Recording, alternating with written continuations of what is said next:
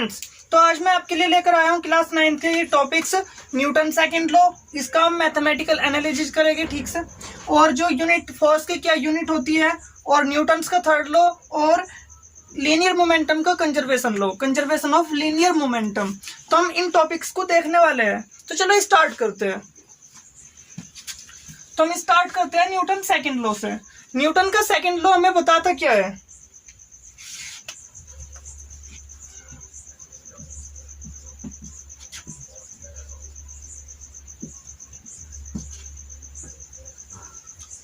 देखो, न्यूटन का second law ये बताता है अगर कोई भी बॉडी, किसी भी बॉडी के ऊपर फोर्स लगेगी, वो फोर्स क्या होगी, उस बॉडी के अंदर मोमेंटम में कुछ ना कुछ चेंज आ रहा होगा।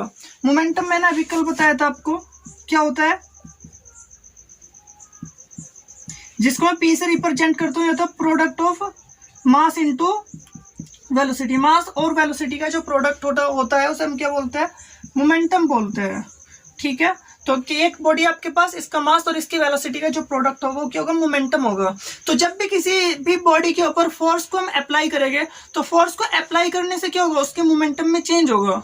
तो जो उसके मोमेंटम में चेंज होने का रेट है ना, टाइम के साथ, जो उसके मोमेंटम में टाइम के साथ चेंज होने का रेट है, उसे उसके डायरेक्टली प्रोपोर्शनल होगी force.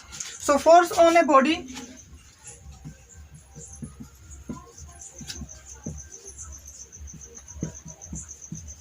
force on a body is directly proportional to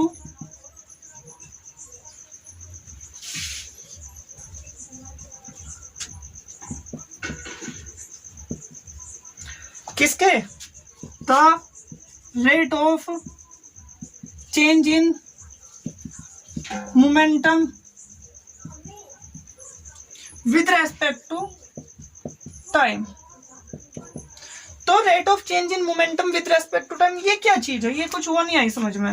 rate होता है मतलब किस रेट से चेंज हो रही है, चेंज इन मोमेंटम। देखो, मोमेंटम को मैं पी से डिनोट कर रहा हूँ, और डेल्टा क्या होता है, चेंज के लिए होता है। सो डेल्टा पी क्या होगा, जो मोमेंटम है उसमें चेंज हो रहा है, लेकिन उसका रेट टाइम के साथ अपॉन डेल्टा टी, क्योंकि डेल्टा टी टाइम में जो आपका मोमेंटम है वो कितना चेंज आ रहा है, डेल्टा पी आ रहा है।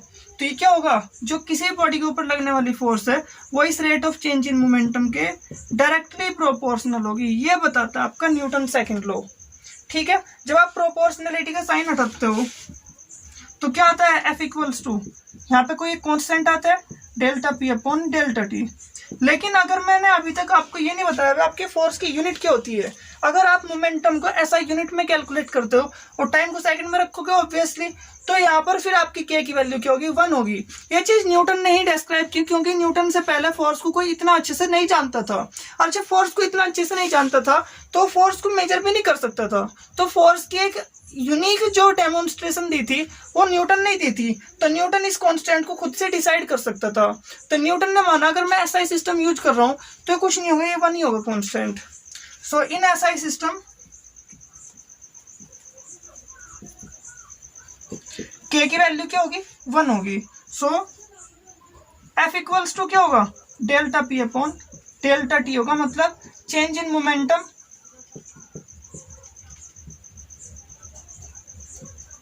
अपॉन टाइम के इक्वल होगा।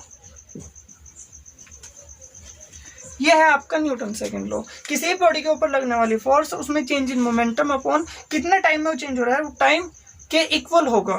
ठीक है, अब हम देखते हैं इसका दूसरा प्रतिरूप भी है, इसका एक रूप और भी है, इसकी एक और फॉर्म भी है न्यूटन सेकंड लॉ की। न्यूटन केवल यहीं पर आकर चुप नहीं हुआ।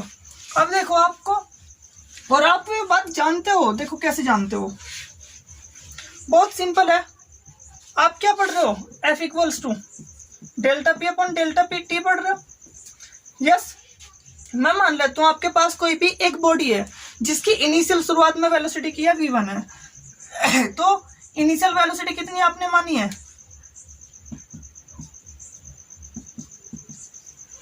जो आपकी इनिशियल वेलोसिटी होगी वो मान लेते हैं कितनी है, v1 है। फाइनल वेलोसिटी की मान लेते हैं, फोर्स लगने के बाद उसकी वेलोसिटी बदल जाएगी, तो जो फाइनल वेलोसिटी होगी वो क्या होगी, वो मान लेते हैं v2 होगी। और ये काम क्या होता है, t सेकंड बाद होता है।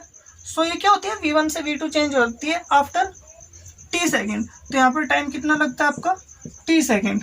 तो एक बात बताओ, जो इसका मोमेंटम होगा, मास होगा, उसको मैंने कितना माना है, m माना है। तो इसका जो इनिशियल मोमेंटम होगा वो कितना आएगा,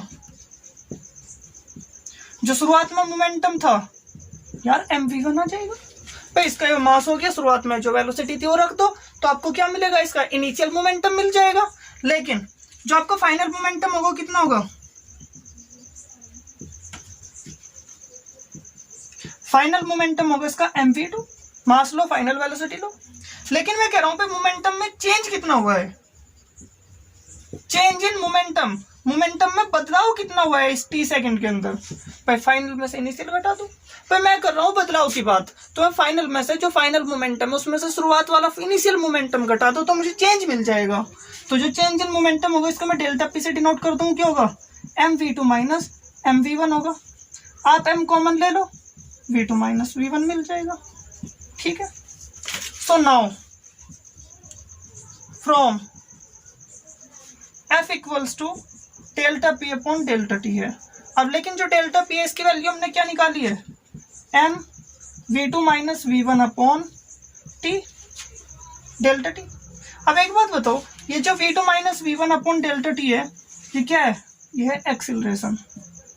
एक्सिलरेशन क्यों, क्योंकि चेंज इन वेलोसिटी है अपॉन टाइम, और change in velocity upon time क्या होता है, एक्सिलरेशन ऑफ बॉडी। ठीक है, so here but v2 minus v1 upon delta T ये क्या है, एक्सिलरेशन है a। हैंस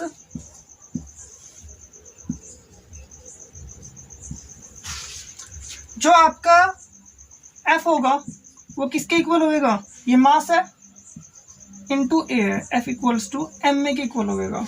तो यहां से ये क्या होगा, ये इसके एक अनदर फॉर्म है, another form of Newton second law. ठीक है, तो ये क्या दूसरी फॉर्म है। अब इसको हम वर्बली भी लिख सकते हैं, सेकंड अनदर फॉर्म में, तो इसको हम वर्बली भी तो दिखाएंगे ना।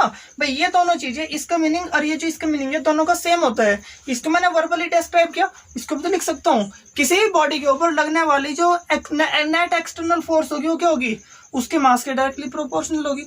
मास को दोगुना करोगे फोर्स दुगनी होगी, मास को आधा करोगे फोर्स आधी हो जाएगी, और उसकी एक्सेलरेशन के डायरेक्टली प्रोपोर्शनल होगी। तो हम इस चीज को अब दिखाते हैं।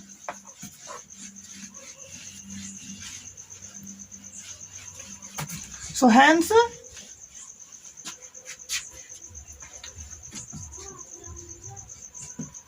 according to this law the force, the net force, total force जो होती है on a body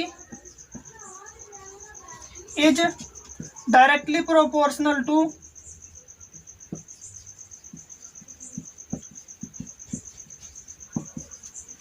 mass of body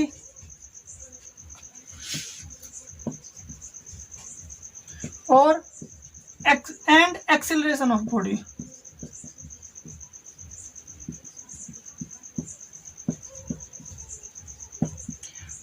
मतलब क्या है, डेट इज जो आपका f है वो डायरेक्टली प्रोपोर्शनल m के एंड f डायरेक्टली प्रोपोर्शनल है a के। आप उसे ना लिखकर ऐसे भी लिख सकते हो कि f डायरेक्टली प्रोपोर्शनल m के और f डायरेक्टली प्रोपोर्शनल है a के, वो आपकी चॉइस है, आप किसे लिखोगे।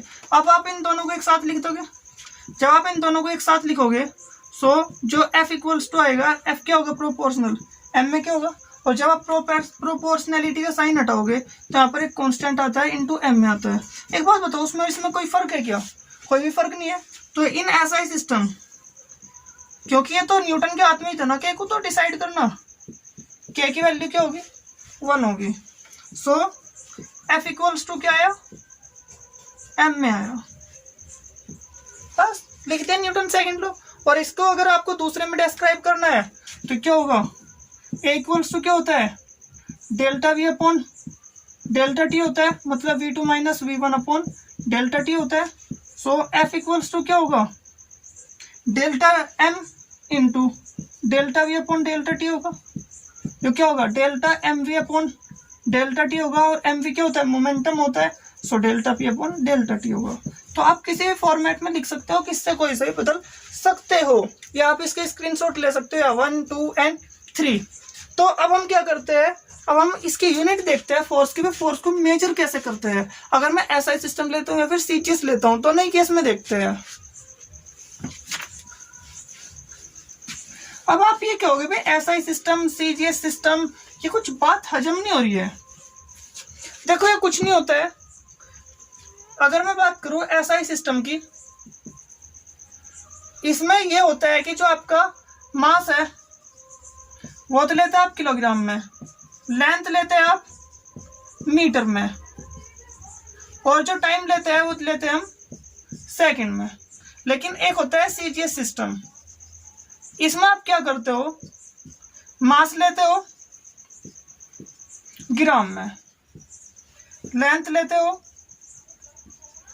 किसमें, सेंटीमीटर में, और टाइम लेते हो सेकंड में। टाइम का तो सेम है, ठीक है।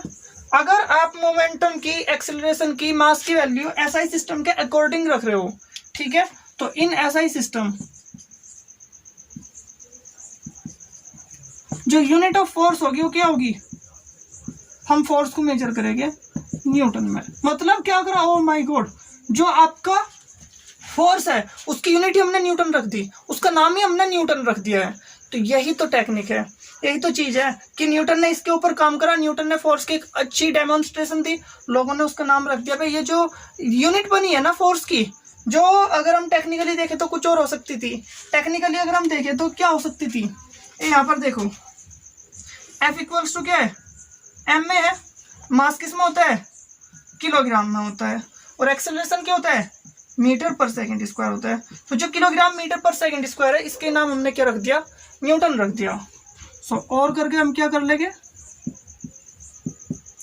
न्यूटन, सॉरी, किलोग्राम मीटर पर सेकंड स्क्वायर।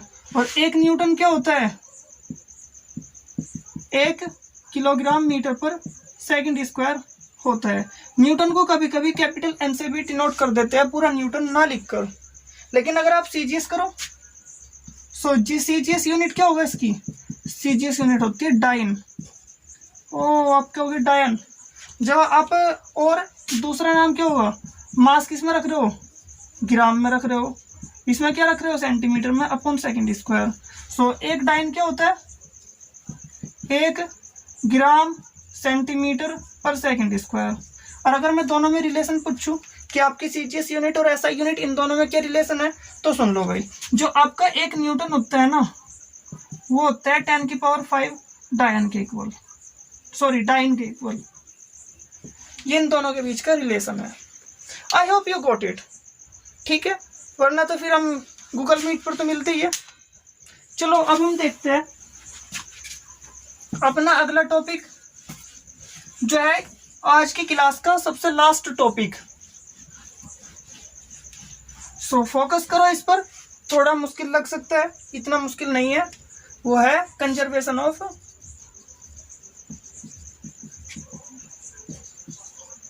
Linear momentum.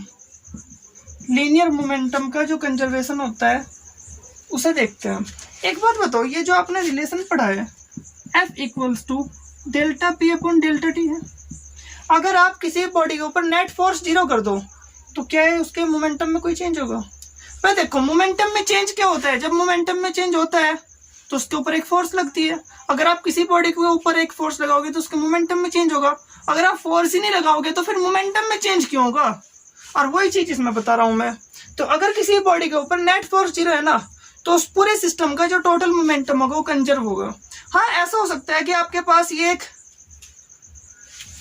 बम है या फिर कोई भी ऐसी एक चीज है, ठीक है, आपने इसे फेंक दी, एक ही बॉडी थी, लेकिन जैसे ही रास्ते में क्या होगी, इसके 2 टुकड़े हो गए, इसके अंदर एक्सप्लोजन हो गया। लेकिन इन 2 टुकड़े होने के बावजूद भी जो सिस्टम का नेट मोमेंटम होगा, टोटल मोमेंटम होगा, वो क्या होगा, वो चेंज नहीं होगा। दोनों अलग अलग जाएंगे। ये टुकड़ों में टूट गया है, लेकिन इसके ऊपर मैंने कोई भी एक्सटर्नल फोर्स नहीं लगाई है। और जब मैंने इसके ऊपर कोई फोर्स नहीं लगाई है तो इसका जो टोटल मोमेंटम होगा सिस्टम का, मतलब जो आपके 2 टुकड़े टूटे हैं ना, पहले का निकाल लो, दूसरे का निकाल लो, दोनों को वेक्टोरियली जोड़ के देख लो, और जो शुरुआत में तो देख लो, दोनों क्या होगा, सेम होगा। अगर आप नेट फोर्स 0 लगा रहे हो ना, तो क्या है, मोमेंटम में चेंज नहीं होगा सिस्टम के। हाँ, हो सकता है उसके जो पार्ट्स हो गए उनमें चेंज हो सकता है, आपसी में उनमें आपस में लेन देन हो सकता है, वो इसका इंटरनल मैटर है। देखो आपके पास ये एक ऑब्जेक्ट है, अब इसमें कोई भी एक पार्टिकल इधर जा रहा है फिर उधर जा रहा है, वो इसका इंटरनल मैटर है। लेकिन इसके ऊपर अगर नेट फोर्स, बाहरी फोर्स 0 है, तो इसके मोमेंटम में कोई भी चेंज नहीं आएगा, ठीक है, जो इसका टोटल मोमेंटम होगा। तो अब हम लिखते हैं इसे, when net force, net external मतलब बाहरी फोर्स, ऑन ए सिस्टम, किसी एक सिस्टम की बात कर रहा हूं, is 0, then total momentum of system is conserved.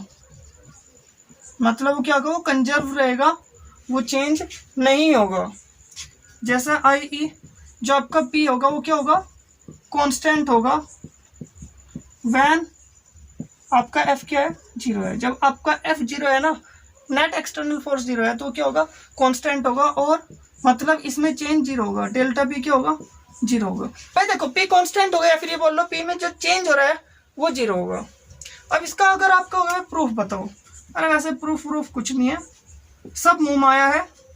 Feel आपको आ रही है, तो इस फील में आप ये देखो, वी नो, हमें पता है क्या, F equals to delta P upon delta T होता है, बिल्कुल। If F equals to 0, then क्या होगा, delta P upon delta T क्या होगा, 0 होगा। जिसका मतलब क्या है, डेल्टा P क्या आएगा, 0 आएगा।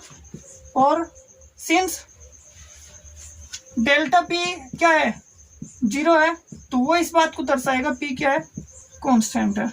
और जब आपका F 0 है तो P कांस्टेंट है, तो ये किस बात को बता रहा है, ये भी तो इसी बात को बता रहा है कि आपने क्या करी है, नेट फोर्स 0 लगाई है, और नेट फोर्स 0 लगाने से क्या आ रहा है, P कांस्टेंट आ रहा है, मतलब क्या है, मोमेंटम कंजर्व है। आई होप आपको ये समझ आ गए होंगे। अब इनसे जुड़े हुए कुछ आपको एग्जांपल्स, न्यूमेरिकल्स करने हैं, और वे हम यूट्यूब पर ना कर हम गूगल मीट क्लास के अंदर ही करेंगे। So thanks for watching the video.